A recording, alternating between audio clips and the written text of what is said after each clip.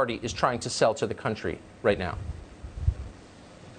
Well, I think the common themes that you outlined, Tucker, are one, they say these things that aren't true, whether it's Michelle Obama talking about black lives being indiscriminately, almost daily, killed on the street, or Andrew Cuomo with the worst record about the virus and then bragging as if it was the best, because there is no media as we used to know it.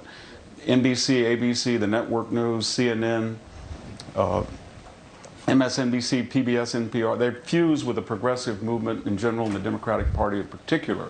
So when he says this, he knows nobody's going to challenge him, so that only emboldens him. The second theme was all of these people have one thing in common, Tucker.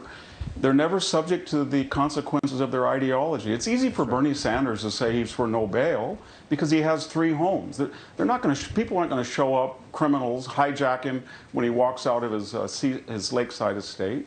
And Michelle Obama knows that there were over 100 people killed in 1 month alone in her hometown in Chicago. They weren't killed by white people. They weren't killed by the police. There's been over 400.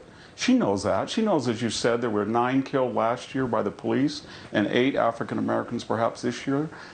She knows what the real problem is, but she also knows that she could go to Chicago with Barack. She doesn't like politics, meet with community leaders and say, we have a crisis in Chicago in general and among the African American community. She doesn't like politics. It'd be a wonderful thing to do to stop that, what's really an urban genocide. But, you know, it's very easy to say something from your Washington or Martha Vineyard state, $20 million of estate and mansions, because you're never going to be subject to the ramifications.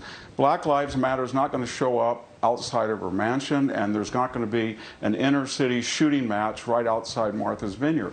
So these all become abstractions that you come on and say you really don't want to do this. And finally, when I'm getting back to the media, when she says we go high when they go low, she's talking right now when her husband's administration has weaponized the IRS, the FBI, the DOJ, the CIA, and is the subject of a massive investigation by a federal attorney. And it would probably end up, if things happen as many predict, as one of the most corrupt administrations that tried to destroy a political campaign, a presidential transition, and a presidency. And she's saying that they go low and she goes high. And again, she can say all of that because of the clips that you played. Those clips you played were not from journalists, Tucker. They were from activists that say they're journalists, but they're really part of the progressive agenda and movement.